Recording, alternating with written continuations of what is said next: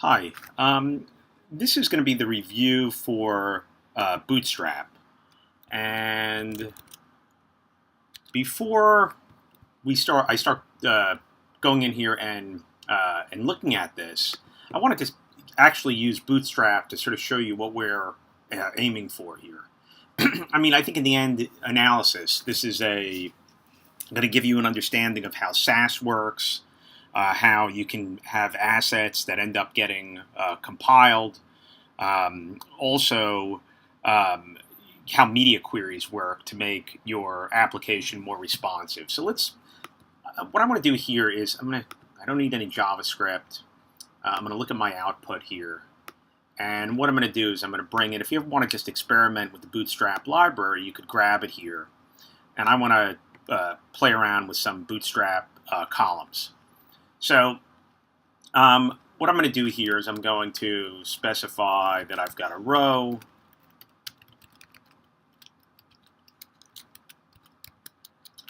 And I'm going to create 4 columns. So this is going to be a class, and I'm going to make this column large, and this is going to extend across 3 columns.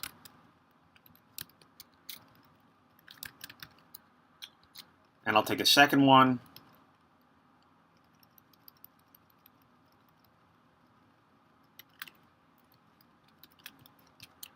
And a third one.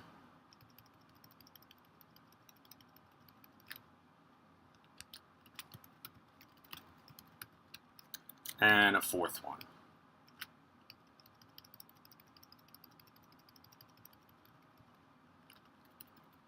Now, one thing that you see here is that this doesn't seem to be extending across. These seem to be on their own rows. But if I do that, you'll see that they do end up extending across. Now, the reason for that is that the way that the Bootstrap library works is that there's media queries, and based upon how big your window is, it'll end up adding those styles. So you see that you can actually see when this starts to kick in. So here I'm going, and I think when I get to 1200, right, that's when those large styles end up kicking in. It's kind of interesting. We're going to end up, basically doing a version of this. But I also just wanted to point something out here. If I decided to, have a lot of control over this, there was a lot of different devices that this was being used on. One of the things I could do is I could say, hey, look, if you're on a smaller device, so medium is a style that exists with Bootstrap, and I could say, if you're on a smaller device, what I want to do is I want this to basically take up half the screen. I want it to be, because again, this is broken down into 12 columns. So if you're on a medium device, and again, we could see how it defines a medium device by, experimenting with this thing and, expanding the window. But if you're on a medium device, what I'm going to do here is, so now, as we start to extend out, we'll see what's considered to be a medium-sized device. We come over here. So right around 1,000 pixels, we've got a medium device, so now these are taking up half the screen. And if we get big enough, they take up the whole screen. So another thing that we could also do here, this really isn't necessary, but, we could say, hey, look, if you're really on a small screen, right, we'll have it take up, so on a small screen, it's going to take up 12. This is kind of what it's doing by default anyway.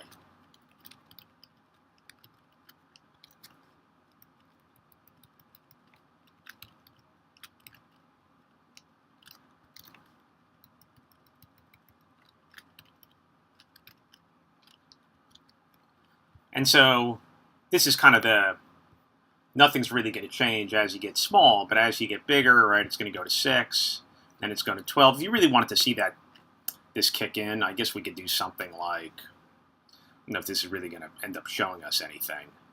If we ended up doing 8,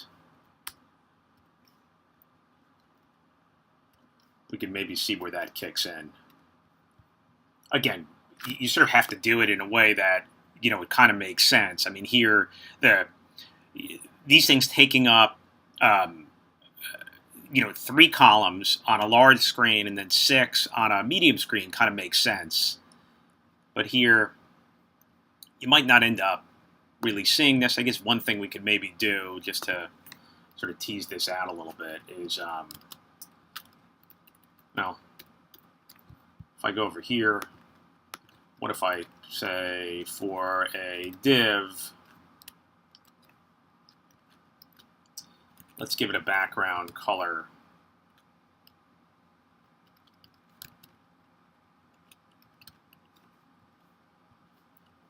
of blue, and that's going to be div without the dot. Or here, let's give it a border.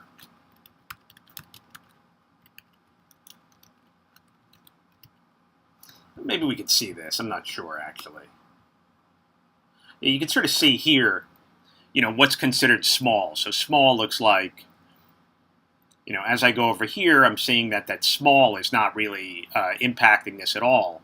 But, small is going to be when you have a width, and it's probably 780. So that those, you could look online to see what those points are. But in the end, what we're doing is basically, what Bootstrap is doing is that they have media queries based on how big the screen is. So here I have the column SM8 kicking in, and if I keep on going, so this is 8, so that's the column small. This is going to be the column medium styles kicking in, and this is going to be the column large kicking in. So again, just to give you a little look in terms of how this is going to work and what we're going to end up generating. And this really is about the pretty much the crux of the workshop. So I ended up cloning the repo from the workshop, and I'm looking at it here. And there's a couple of things that we should probably take a look at. One thing is that we've got these views, and we'll be sort of focusing on this homepage and see what these different classes end up doing. And again, we're trying to sort of replicate how Bootstrap works, just to sort of show you one of these, how this is set up. If we end up taking this example that I did before, and I wrap this in a class of container, and we go down over here,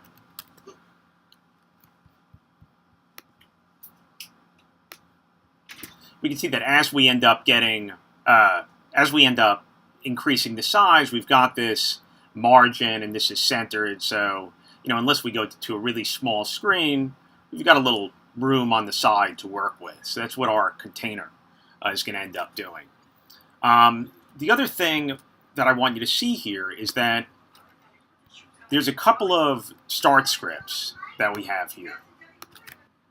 So we've got if we end up taking a look at our package JSON, we've got 2 scripts that are here. And this is the first time that we're seeing a script that actually is watching our assets and is going to be compiling them from SAS into CSS.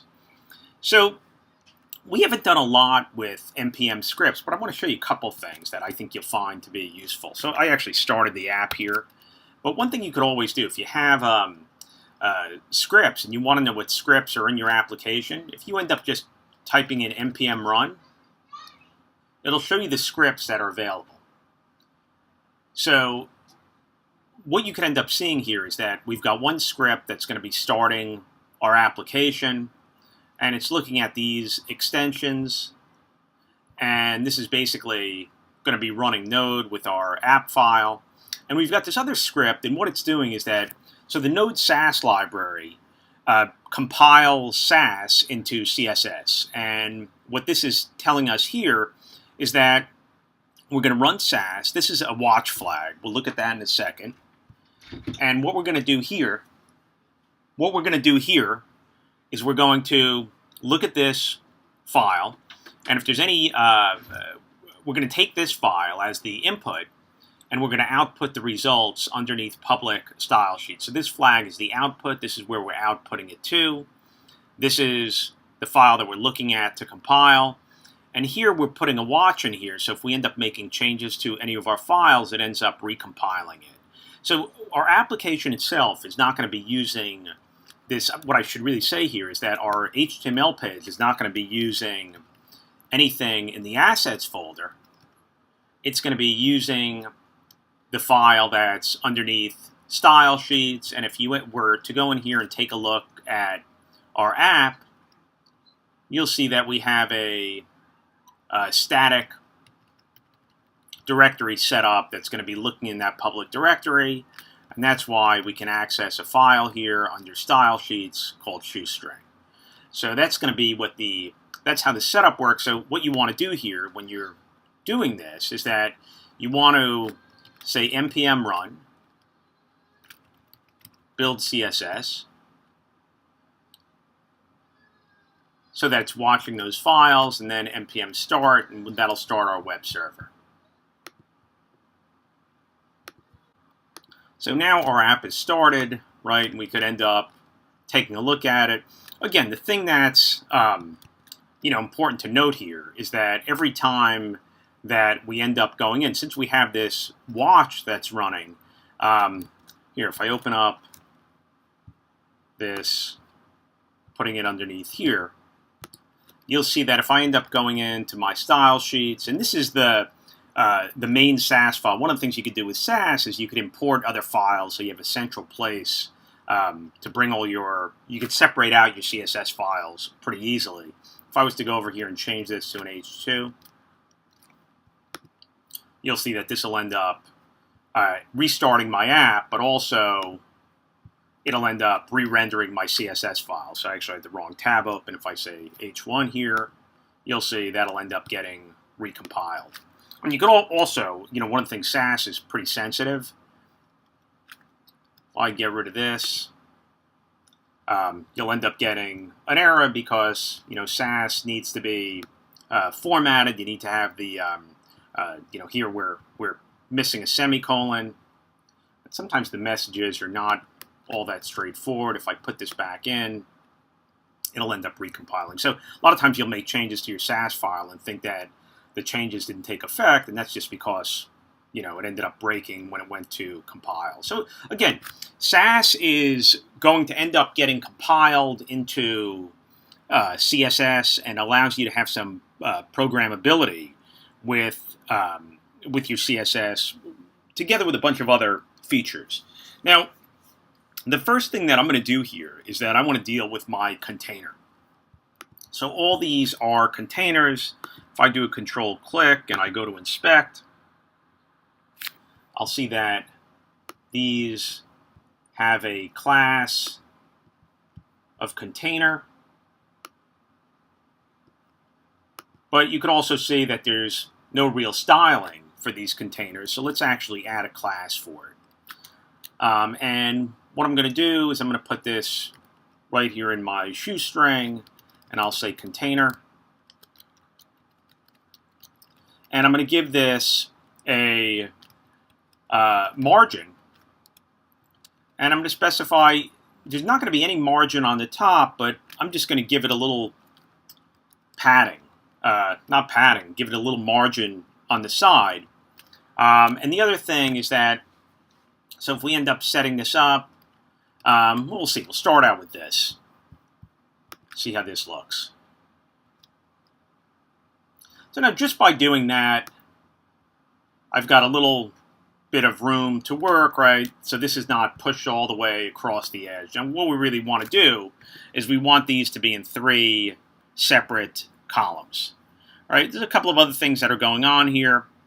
We've got all of our images here. The other thing we could do with our images to make them more responsive is to specify that our images should take up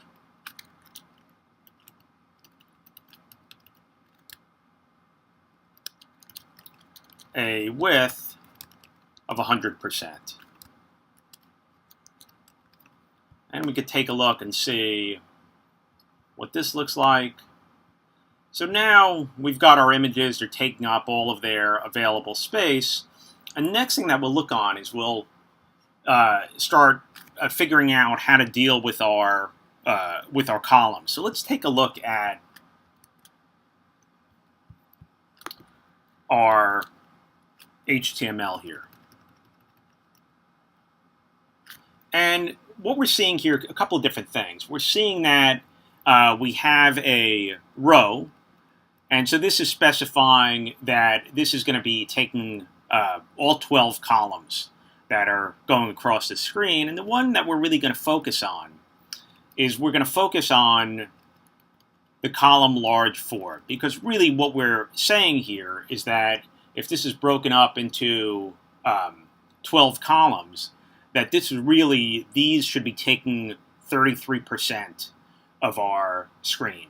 So one thing that we'll do here, just to show you how this works, is that if we go over here and let's assume that I'm going to have an import, and this is going to be for grid. So it's going to look for a grid SAS file. It's not going to find it, so that'll break, and that's a pretty readable error that it can't find the file. And I'll go over here and I'll add my grid SCSS. And it's kind of interesting. It doesn't seem to find it right off the bat. I'm just going to start this process again. And I'm going to go in and start setting up my grid. So what I'm going to do is I'm going to specify column large 4. And I'm going to specify that this is going to have a width, and I'm going to say 33%. And we see that that ends up compiling.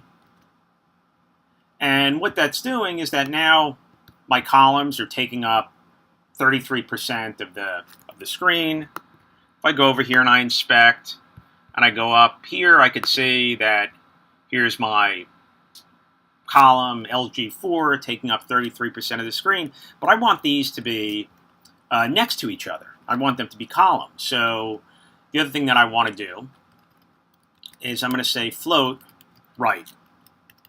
I'm going to have these float to the right, and that's going to get me a little bit closer to where I want to be. But one of the things that we've seen is that when you end up floating, what ends up happening is that you have this collapsing that happens, and what is underneath it, these are floating, but here we have, and we could probably see it if we inspect, we could say that we could see that this div is actually floating underneath the div that's above it. So here's our section over here,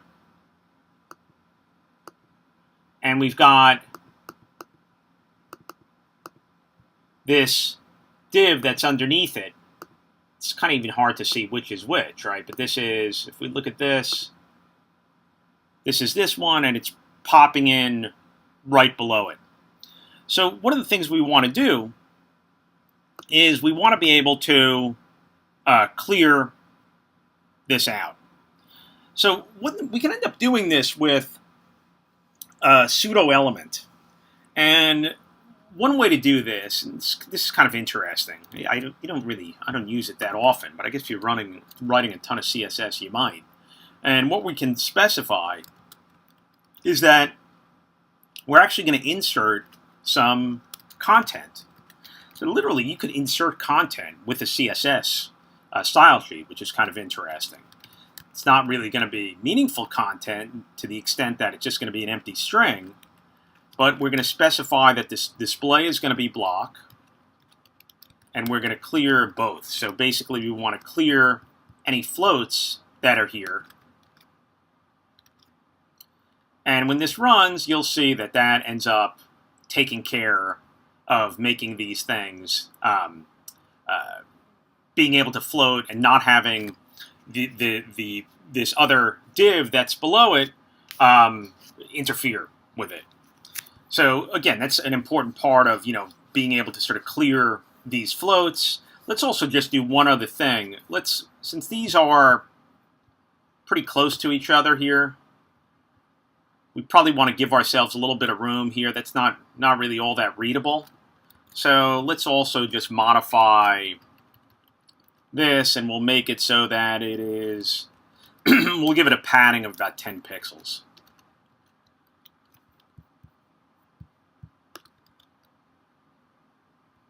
So now it's a little bit more readable, doesn't end up flowing into each other. So that's fine. That works for the for this one over here with the large 4. But if we end up looking at some of these other styles here, what I should say is if we end up looking at our HTML, we've got some other ones here that we would like to work with as well. So for instance, we would like to do this large 6 as well. And we could go in and we could get this to work by going up here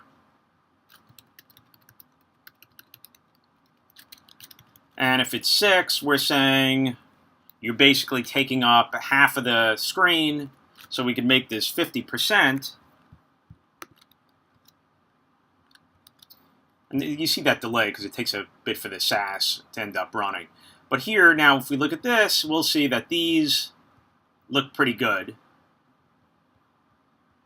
But, you know, if you wanted to do this for, you know, all 12 columns, you'd have to go here and, you know, manually put these in. One of the things we could do is we could end up using SAS to generate them with, you know, by creating a loop within SAS. Let's do that next. So instead of going in here and setting it up like this, what we can do is that we can actually create a loop in SAS, and we'll specify for I from 1 to 12.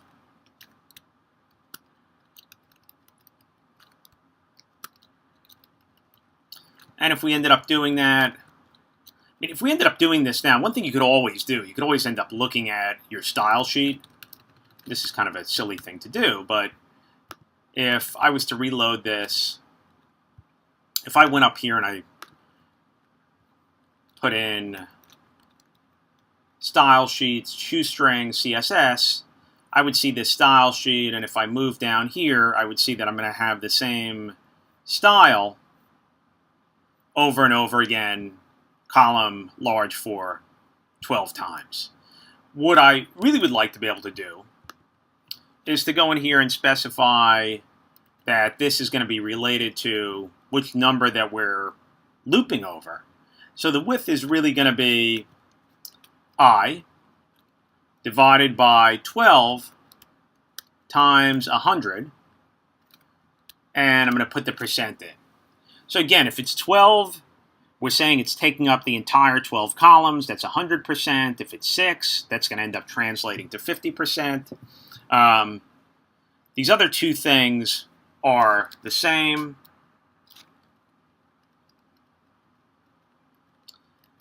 Here's our padding, and here we'll put in, this is going to be column large, and we actually want to get the number to print out.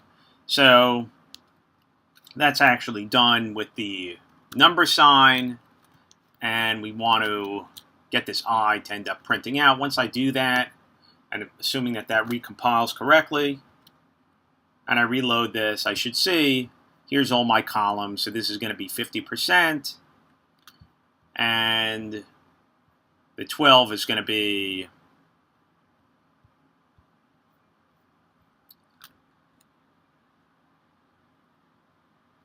kind of interesting. The 12 should be here. That's funny. It looks like it's only going up to 11, which is a little bit weird.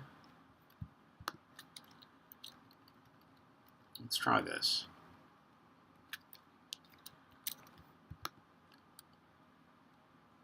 The reason I say that's strange is because I actually had it working. So again, the sort of syntax for SAS is something that you could look up at the documentation online. But you're seeing that if you go all the way to 12, you've got 100% as opposed to 6, where you have 50%. So now once we end up doing this and we go back, we'll have our styles here. And this should look pretty good. Let's do one other thing. Let's actually set it up so that, similar to what Bootstrap does, you see, like, as you go to a smaller size, this is going to be pretty difficult to read.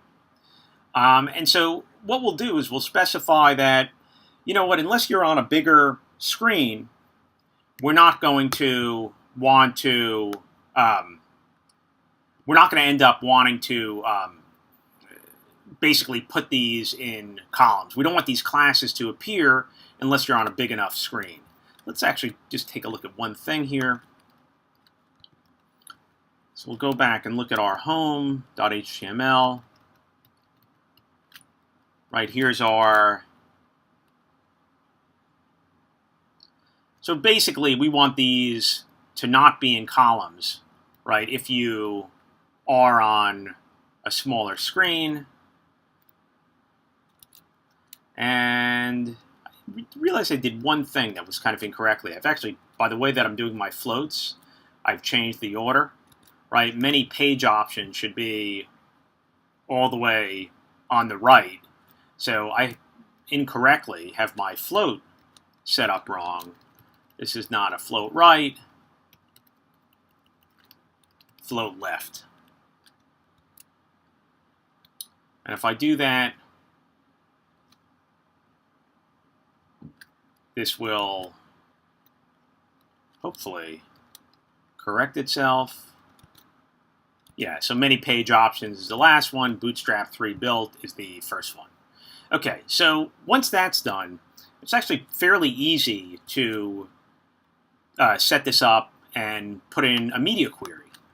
So again, a very simplistic thing that we could do here is we could specify, in order for this style to be respected by the browser, what I'm going to do is I'm going to say I need to have a minimum width, and we'll set it up at 1200, which is, again, similar to how the Bootstrap was set up, which we saw before by just experimenting with it and seeing how big that window was. We were doing that with JSBin. Once I end up doing that, what that'll end up giving me the ability to do is that, you know, as I get to a bigger size, you can sort of see up here on the right, as I get to 1200, right, this will end up respecting that style. And you could get it more exact. There's probably something to do with either padding or something like that. But you get the bottom line really is as you go to a smaller size, you want these to be stacked as opposed to having them set up as columns. And, you know, same thing will work here. You get to a smaller size, and these end up, you know, taking up, you know, turn into stacked elements rather than elements that are floating. So that really is I think the extent of what you really need to get out of this. Again, you could end up becoming a SAS guru. There's another popular CSS compiling framework called Less, which is, I think, a little bit easier to use. That's another one that you might end up running into. So Less and SAS are the two style sheets that you end up working with the most. And the fact is you don't have to create your own Shoestring because you have Bootstrap and you could end up using it. What's interesting about that is that if one of the things you could do with Bootstrap is that you could get access to, it's pretty easy to get access to Bootstrap's SAS files, and you could modify the variables so that your site doesn't look exactly like Bootstrap's site. In essence, you're basically going to end up using the same SAS files, but with the variables for Bootstrap, you'll modify them. So you can actually see that if you start working with Bootstrap. there's a couple of different ways to do this, but if you go to Customize Bootstrap, so this is actually, I think they have less. They might even have SAS as well, if I'm not mistaken. But these are all the variables that you have, and you could modify these to, again, have your site look very different from Bootstrap, but still have all the same media queries. Actually, here you see sort of what those breakpoints are that we were talking about before. 1200, 992, right, 768, and there's also, I guess, for a phone, which is 480. So you have a fair amount of control over this stuff, and you could experiment with going in and actually generating your own Bootstrap files with whatever custom variables you want to use. And that, I think, pretty much does it for this workshop. Again, I guess the other thing is, as you're getting into this ecosystem, you're going to start interacting with a lot of these modules that do things like compilation. For instance, there's some people are writing code in Angular 2. There's code that's written with TypeScript, and TypeScript actually ends up getting compiled to JavaScript in the same way that SAS files or less files end up getting compiled to CSS. So again, I think you're getting a feel for how the whole ecosystem works, and as you get more into it, you'll be focusing a little bit more on what is actually going on in this package JSON file. And in an enterprise application, you might have quite a few scripts that end up getting used here to do various tasks, as well as you might have heard of something called Gulp or Grunt, which accomplish the same sort of things but give you a little bit more of a programming interface to get things done. But I think that's it for this workshop.